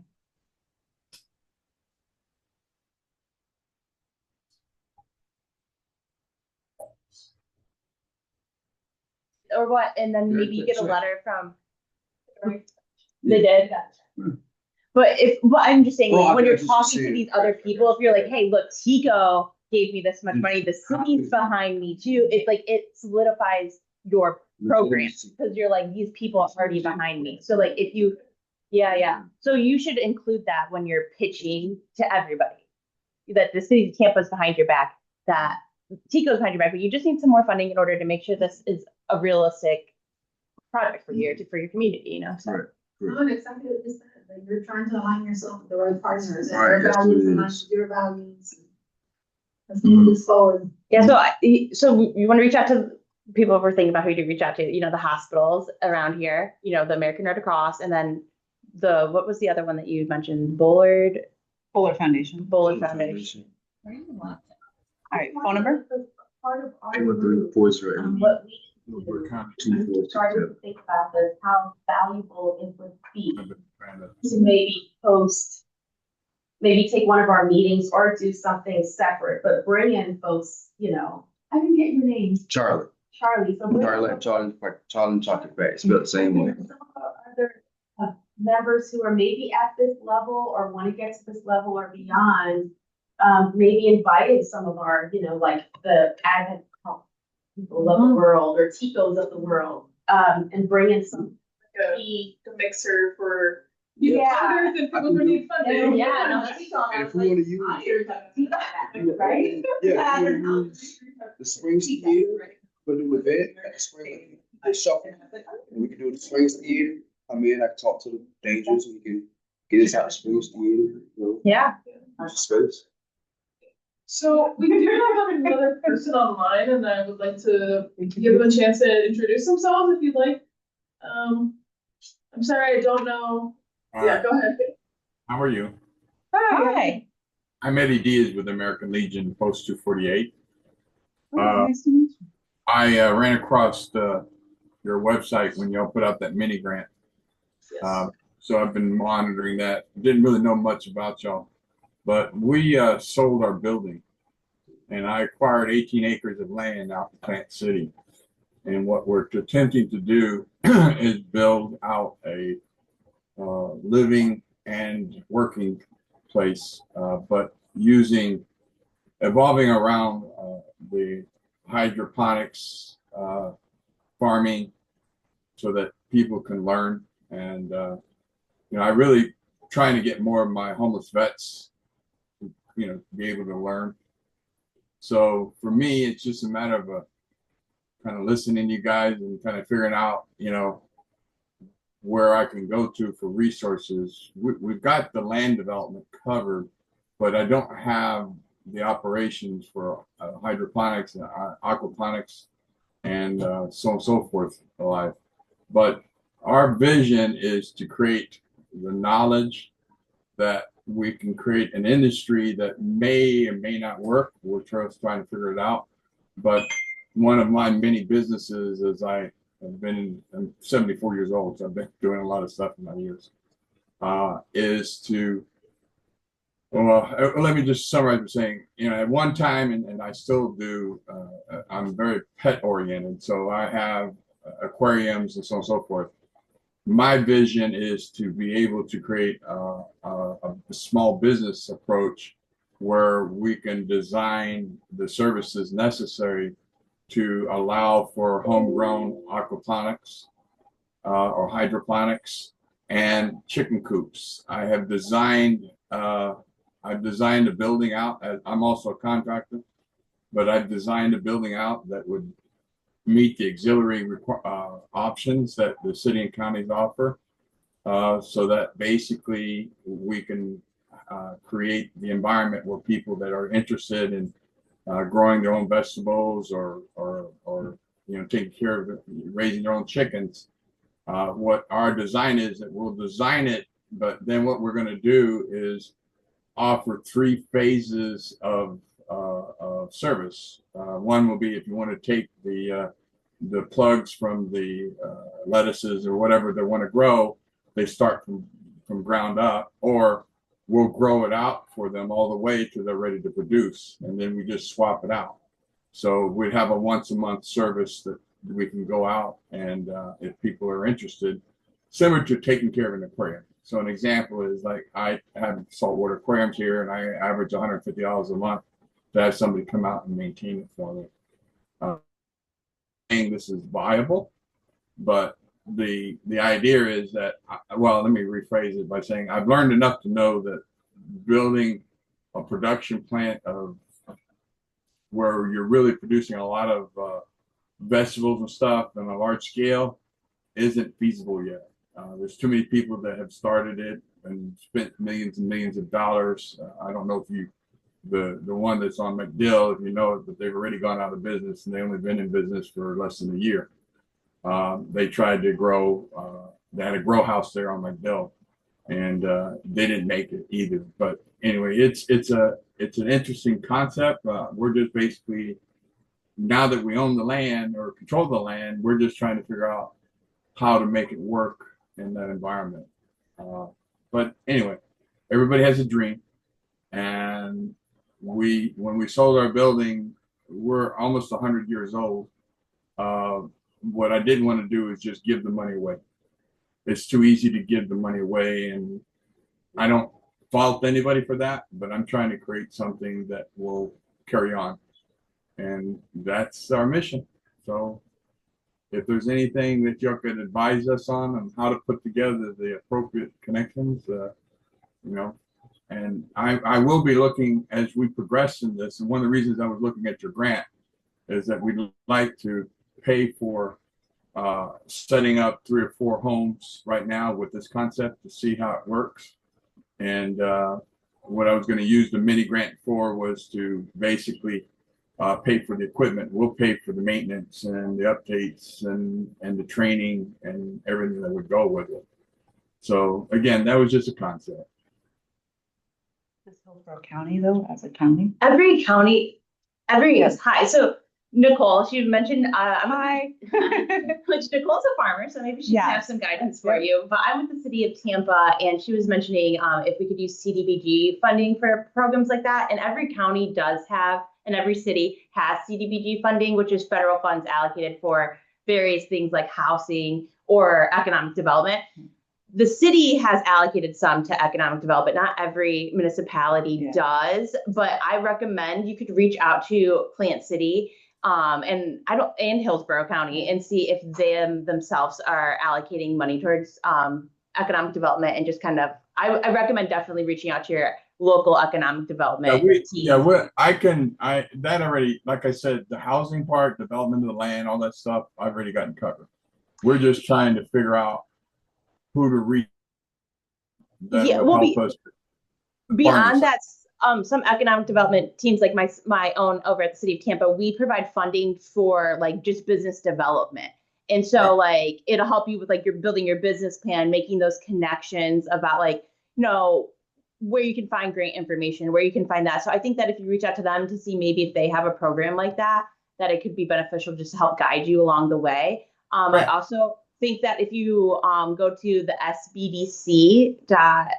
sbdc.org.com, but they are a part of the Small Business Administration, and they're in every county, but they provide free consulting services for businesses and nonprofits who are trying to scale up their programs. And I think that could be a great resource to kind of help guide you along the way. But I have to yield to Nicole about the actual farmer stuff. A couple of things I would wonder is, did that hydroponics, aquaponics farm that closed, are you close with them? So you can kind of talk through the why? Like, did they not have the distribution outlet? When I ran across them, it was to reach out to find if I could partner with them, because again, they had the knowledge that I'm looking for. But when I reached out to them, they were closing down and they don't exist anymore. It was actually started by a husband and wife that are chefs in restaurants, and I guess they were designing it for restaurant food and so on and so forth. And that goes back to, like I said, I follow these trades on LinkedIn and a lot of places. I followed everything that's going on. And like I said, there's so many of the major investors and that have multi-million-dollar investments in this stuff that are basically going bankrupt. So there's, I'd love to, if you want to connect with me on LinkedIn, it's Nicole, Nichole Juby. Here's my name tag. I don't know if you can see it from there, but I'd love to talk to you a little bit more about that. I'm in Pasco County. I have a hydroponics grower who just has his own building that he completely modeled. The biggest issue is distribution, right? So you can grow 700 heads of lettuce, but how are we going to distribute that? Who's going to buy it? Because that's your profit margin there. Thank you. So I'd love to talk to you a little bit more about that, because there are some opportunities, especially where you're aligning with veterans, right? So I envision, how do we get your farm to grow all the lettuce for Hillsborough County Schools? And there's a woman in here that's connected to the farm to school program, right? So larger contractor, how do we get you to grow for the hospitals? And is that even something that they're interested in? Where the food is medicine movement is going. There's a lot of conversation about ensuring local farmers are at the tables of these conversations to meet the needs of the community. So reach out. She put my LinkedIn information. It's probably the easiest way to send me a message. And then I was going to say, I didn't. Did you send it to me already? it's in the chat. I think she put it in the chat. I got it. Yeah, I got it now. Perfect. And because we're working on a resiliency food hub, we have a lot of contacts with some veteran organizations in Pasco County. One of which is looking to do something a little similar, but they're doing it more with regenerative farming versus hydroponics and aquaponics. So I can also connect you with them. It's just always great to have people that are in this kind of in this realm together, Yeah, well, like I said, fighting alone. My mission, like I said, is just, like I said, my expertise in my business life is real estate, construction, and development. Okay. Yeah. And year lease with little or no money down.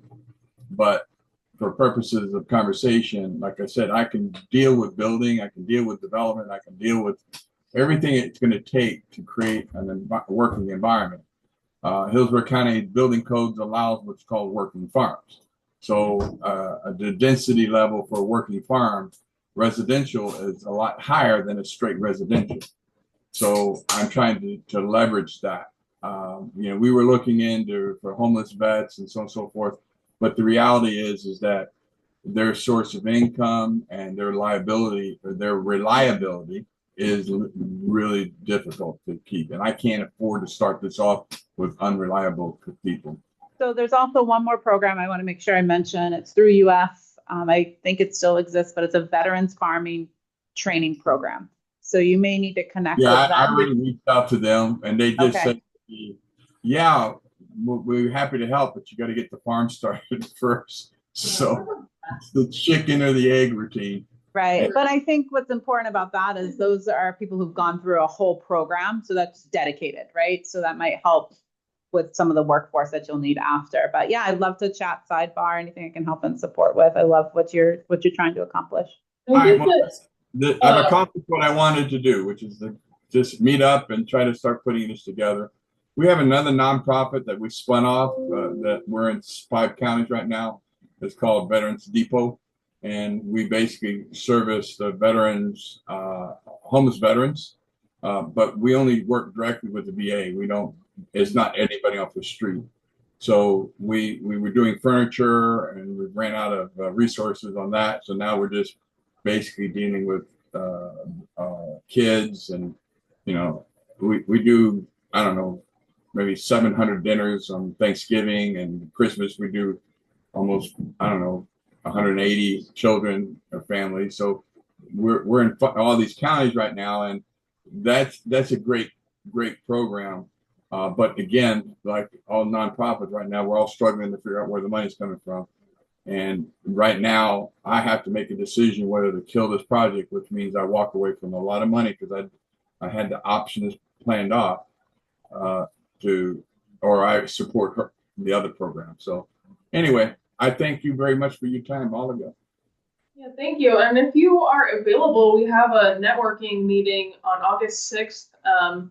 Or I think it's at like 4:30 to 6:30 in Tampa. And we could definitely, there'll be other Homegrown Hillsborough partners there. You could probably meet people who are familiar with hydroponics and aquaponics and just, general business owners involved in the food system. And I saw you're on our online platform. So that's where all that information is under events. So we'd love to see you there and see how we can help, and if which like working group grant maybe you want to apply for. And these are our first set of grants, so there will be more grants with more money next Well, fiscal like I year. said, the grants right now are a great resource, but I still have to find the people that I can put in play that will help me Right. develop. And that's really the first step for me. So by reaching out, I at least learn what the grants do and what's available, so that when I do find somebody, at least I've got resources ready to go after. Not that I'll be in timing, but we'll deal with it, as I said. Awesome. Well, I think you're in the right place. We have a lot of network members. Do you want to share any of your contact information or like a best email to get in touch with you? Oh, okay. I thought y'all see it on the platform, but Oh, yeah, I see. There's a post 248 Tampa yeah. at Gmail. Perfect. All right. I've got that and I'll share it with our group here as well. Awesome. Thank you for joining us. We appreciate it. Thank you for allowing me to talk. Of course. I mean, I All right. Hope to see you soon. typically don't, but I mean, I Right. So Friday. just to wrap up our meeting here, we do have Oh, yeah. our meeting rating. Which I had open on my thing. Next Friday at 8. Put it over there. Meeting ratings. Because you want Okay, so let's go around. to Savannah when she's done. All right. Nicole, how would you rate participation 1 through 5? 5, because we ended up with people. That's always good. And networking and like, yes, I would say everything. 5. Achievement, what did we accomplish? What do you think, Nicole? I think we accomplished the agenda and more. So I think that was great and great conversations. Listening, were people focused and mindful in our conversation? Yes. Yeah. 5. 5. Well, but we are missing Nathan, so maybe I should go down. And scheduling, did we stick to our agenda and use our time wisely? Yes, I think Yeah. so. Yeah. 5. 5. Yes, it sounds like 5's across the board. Yes, 5.